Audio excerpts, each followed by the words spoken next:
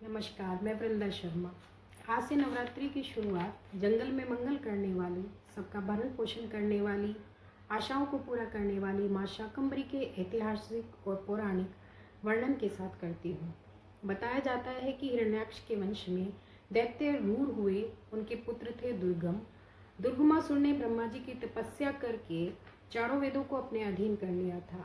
चारों वेदों के लुप्त हो जाने से देवताओं की शक्ति क्षीण हो गई।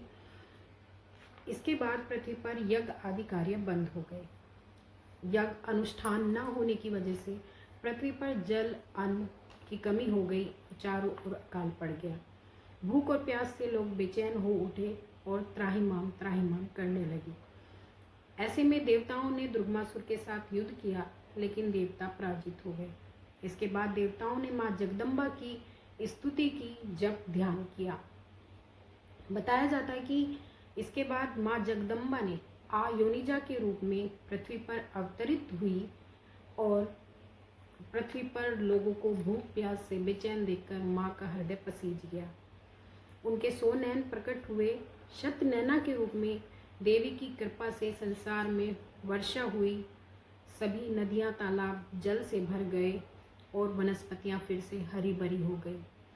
इस तरह से पृथ्वी पर माँ ने अपने शरीर से शाक यानी कि सब्जियों को उत्पन्न किया, जिसको खाकर लोगों ने अपनी भूख को शांत किया। इसके बाद देवी माँ ने दुर्गमासुर के साथ युद्ध किया और युद्ध में दुर्गमासुर का वध कर दिया।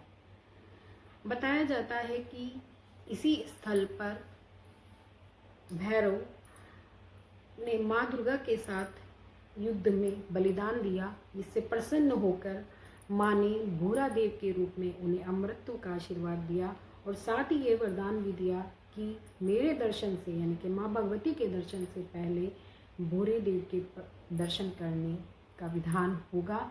और बताया जाता है कि भूरे देव के दर्शन के बाद ही माँ शाकंभरी के दर्शन किए जाते हैं। आओ भक्तों तुम्हें मैया से मिलाऊं, शाकंभरी माँ के दर्शन कराऊं। देवी माँ शाकंभरी